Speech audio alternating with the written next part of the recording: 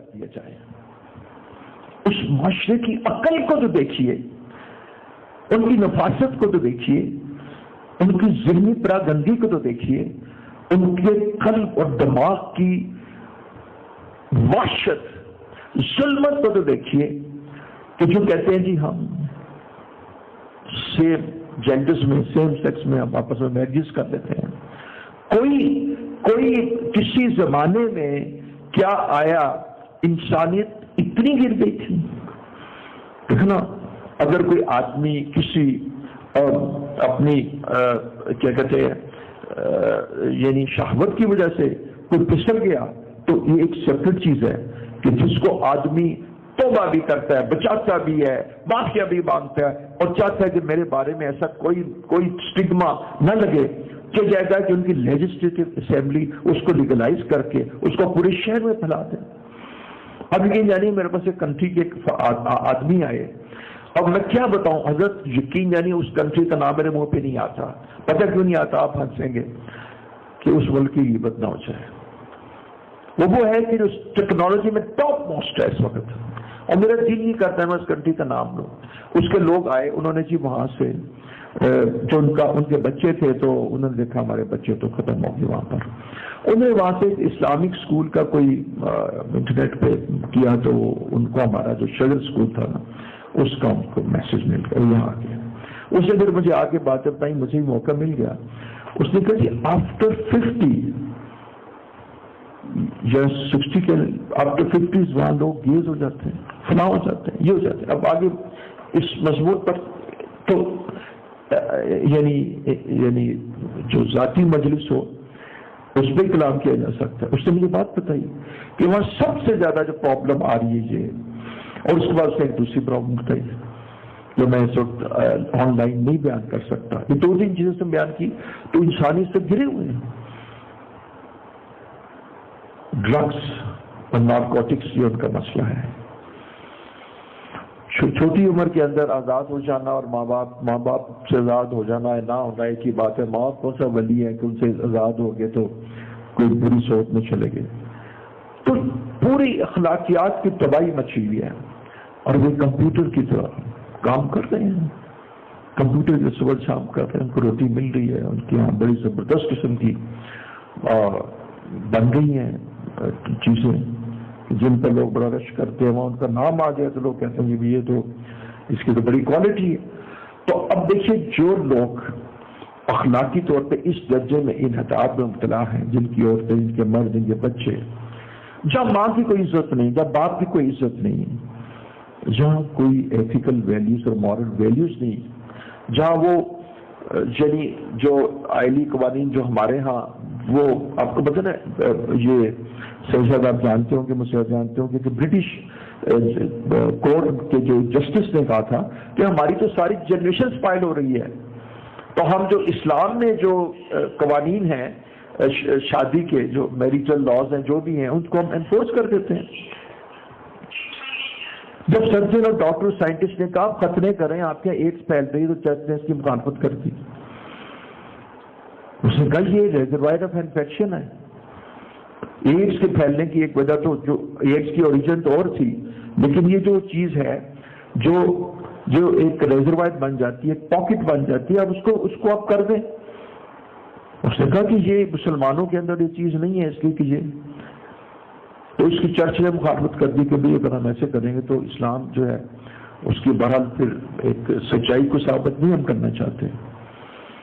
تو میں یہاں پر آپ کو انسانی سے نفرت نہیں سکھانا چاہتا، میں اس کفر کی معاشرت جس کے ہم انتہائی مداح اور جو ہمارے دل اور دماغ پر اس طرح طاری کہ ہماری یونیورسٹیز اور کالجز کی بچیاں ان کی طرز اور معاشرت، ان کا لباس اور ان کی زبان کو بولنے میں بہت فخر محسوس کرتی ہیں، ان کو بتانا چاہتا ہوں کہ بیٹا ان کے پاس تو کچھ نہیں ہے، ان کی فیٹ تو فیلئر ہے، ان کے پاس تو کچھ نہیں ہے. پھر یہ کیسے ایجوکیٹڈ ہو سکتے ہیں؟ پھر یہ کیسے یعنی سمجھدار اور سیولائزڈ ہو سکتے ہیں جو اپنے رب کو نہ پہچانے اور جو اپنی مرضی کی زندگی گزاریں؟ اور یہ سیولائزیشن آپ نے دیکھ لی، کتے بھی کھا لو، چمگادڑے بھی کھا لو اور اسنیکس بھی کھا لو، یہ بھی ایک سیولائزیشن ہے. جو مرضی کھا لو، کچھ نہ چھوڑو.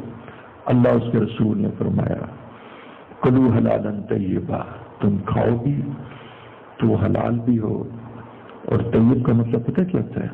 اسٹرلائزڈ، ہائیجینیکلی، وائرس فری. آج کل طیب کا مطلب میں نے نا خود نکالا ہے، bacteria free, virus free. Bacteria free یہ جو کھا رہے تھے it was not virus free. اور جو تسی کھاندے پہ تھا وہ فلڈ ود بیکٹیریا سی. حلال تو پہلے نہیں سی، حلال تو ہے ہی نہیں سی. اب وہ کہہ رہے ہیں جی ان کی فوڈ اتھارٹیز کہہ رہی ہیں جب کو لا بنا رہے ہیں، بناتے پھرو. تم لاز بناتے پھرو. دنیا اپنے رفتار سے چل رہی ہے، بہت آگے چلی جائے گی. اپنے وقت میں امام مہدی تشریف لائیں گے، دنیا ختم ہو جائے گی. ایک وقت میں اسلام ساری جگہوں پر غالب آئے گا اور پھر ڈکلائن ہو جائے گا. And then this is the end of the world.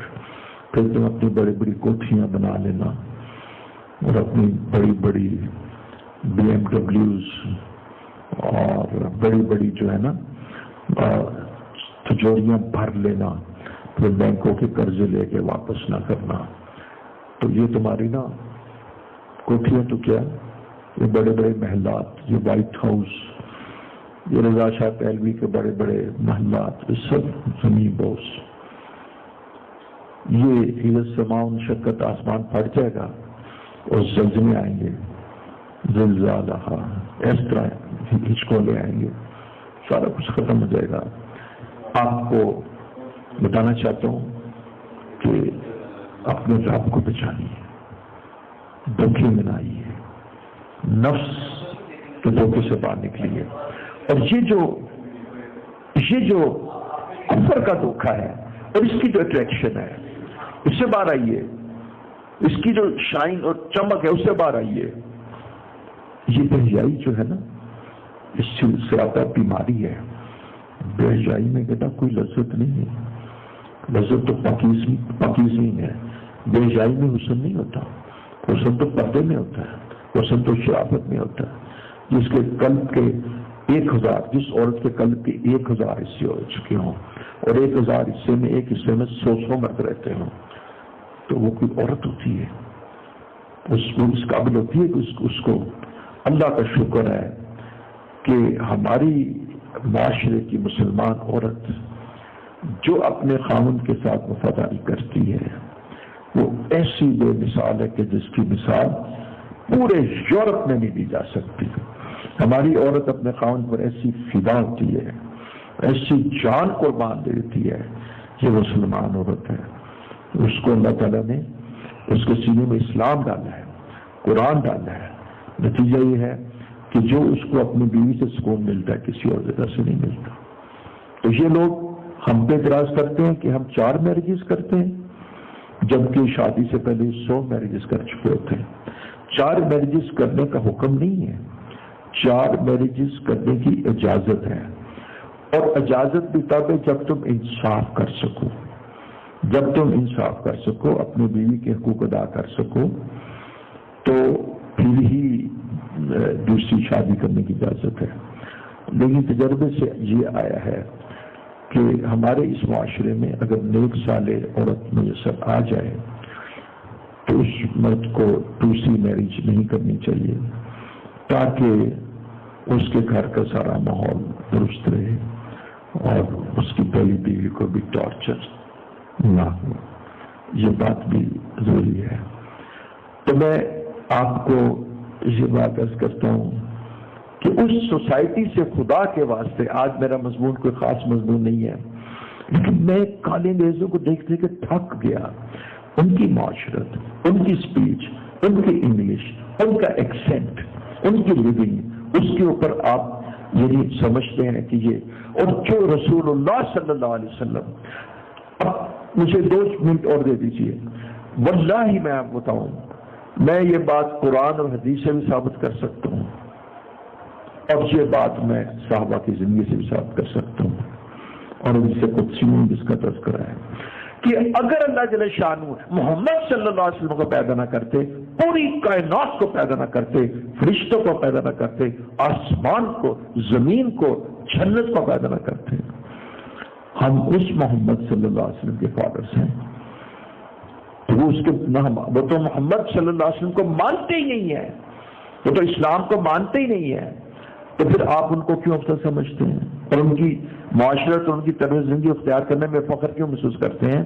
اس لیے واپس لوٹیے، قل ان کنتم تحبون اللہ، اگر تم چاہتے ہو کہ اللہ تم سے محبت کرے فاتبعونی، تو محمد صلی اللہ علیہ وسلم کا اتباع کرو، یحببکم اللہ، اللہ تم سے محبت کریں گے۔ تو آج کی میری اس گفتگو میں صرف آپ کو یہ میسج پہنچانا چاہتا ہوں کہ اللہ تعالیٰ نے ہمارے لیے زندگی گزارنے کا طریق، لائف سٹائل، اسلام، ان الدین عند اللہ الاسلام ہے۔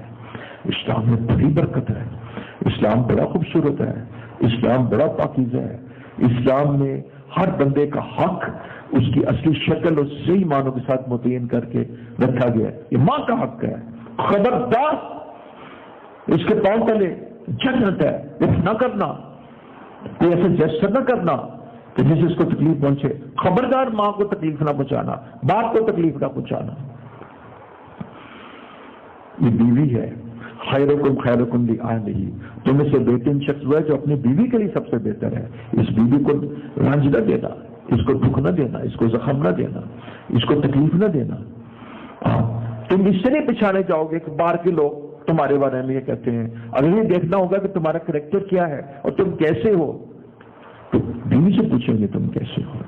تو تم میں سے حضور فرماتے ہیں صلی اللہ علیہ وسلم کہ تم میں سے بہترین شخص ہے جو اپنی بیوی کے لیے سب سے بہتر ہو، اور فرمایا میں تم سب میں سے اپنی بیوی بچوں کے لیے تم سب سے بہتر ہو۔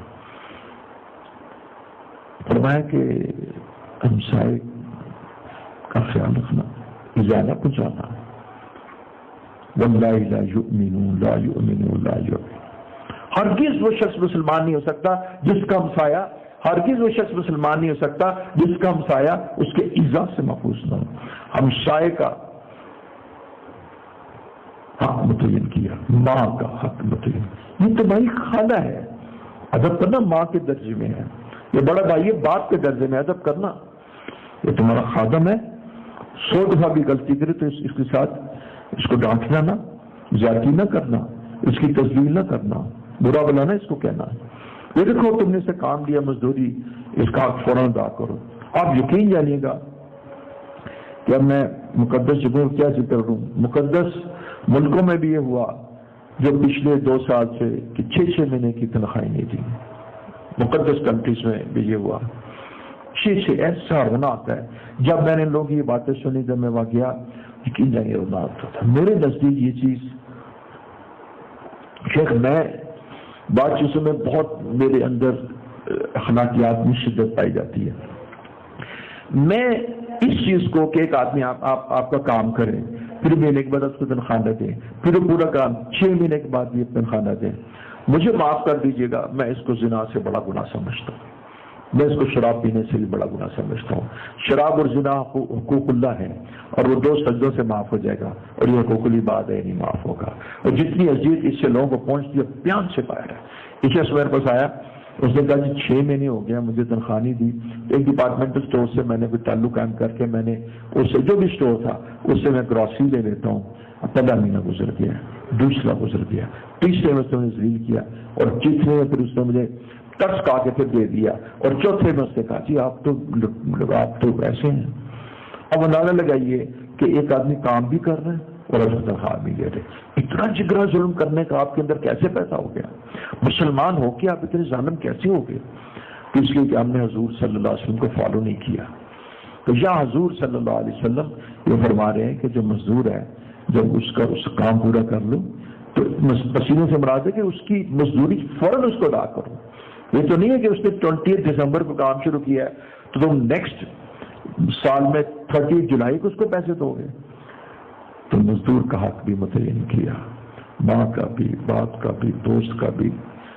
فرمایا جو ہمارے بچوں پہ شفقت نہیں کرتا وہ ہم میں سے کوئی نہیں، وہ ہمارے اندر ہی نہیں۔ جو ہمارے بڑوں کا ادب نہیں کرتا وہ بھی ہمارے اندر ہی۔ بڑوں کا ادب سکھایا۔ فرمایا جس نے کسی سینئر سٹیزن کی جس کے بال سفید اسلام میں ہو گئے اس کا ادب کیا تو ایسے جیسے اس نے اللہ کا ادب کیا۔ تو ہمیں ہر چیز کو ہمیں بتایا گیا.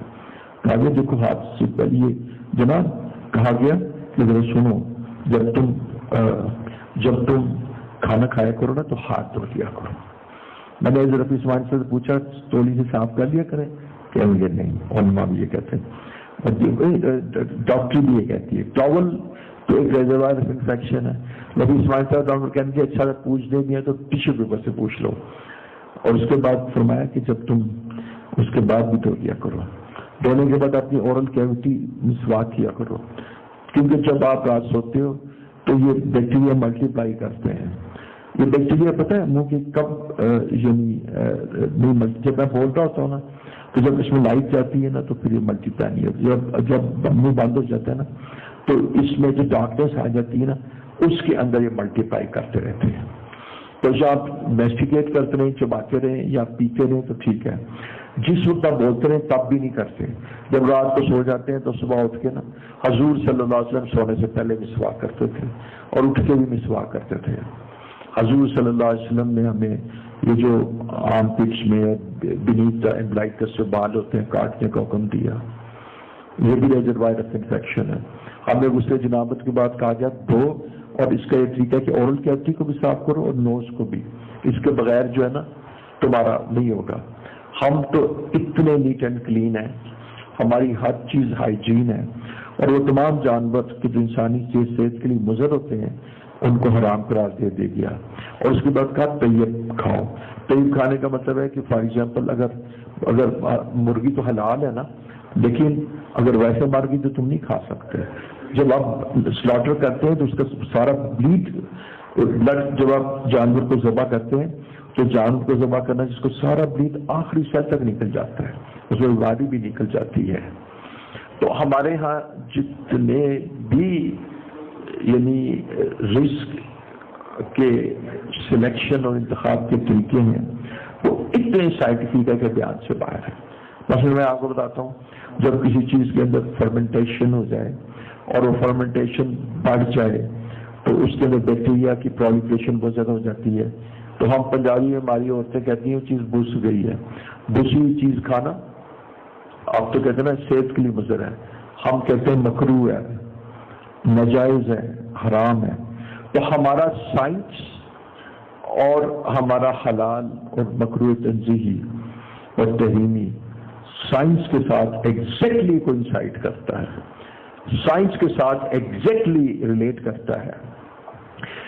جتنی ہائیجین میں نے اپنے بزرگوں میں دیکھی ہے میں آپ کو بیان نہیں کر سکتا. گھروں کے اندر جتنا اس کا فارم دیکھا ہے آپ کو تو آپ پتہ لگا نا کہ یہ جو یعنی میلامائن کی چیزیں میں آپ اگر اوون مائکرو ویو میں رکھیں، ہمارے کابر 30 سال پہلے کہتے تھے کہ یہ چیزیں جو ہوتی ہیں نا نہیں کرنی چاہیے. اب بعض لوگوں نے جناب ریسرچ کی کہ مٹی کی ہانڈیاں، ہمارے ساتھ تو مٹی کی ہانڈیاں استعمال کرتے آئے تھے. تو آپ یعنی نیچر کی طرف اور اوریجنل کی طرف واپس آ رہے ہیں. جس طرح کی ایک مثال دوں آپ کا جو ہے ہائی فائبر ڈائٹ. رسول اللہ صلی اللہ علیہ وسلم کی ڈائٹ ہائیسٹ ان فائبر تھی. بادلے سے زیادہ کسی میں جو فائبر نہیں ڈالا جاتا. Highest fibre diet. اگر آپ حضور کی ڈائٹ کو سامنے رکھ کے اور صحابہ کی ڈائٹ کو سامنے رکھ کے چلیں، میں آپ کو دعویٰ کرتا ہوں گیسٹرو انٹرالوجسٹ کی پریکٹس میں بند ہو جائیں. ٹائم زیادہ ہو گیا. وآخر دعوانا ان الحمد للہ. اللہم صلی علی سیدنا محمد وعلی آل سیدنا محمد مبارک وسلم. لا الہ الا اللہ، لا الہ الا اللہ، لا الہ الا اللہ، لا الہ الا اللہ، لا الہ الا اللہ، لا الہ الا اللہ، لا الہ الا اللہ، لا الہ الا اللہ، لا الہ الا اللہ، لا الہ الا اللہ، لا الہ الا اللہ، لا الہ الا اللہ، لا الہ الا اللہ.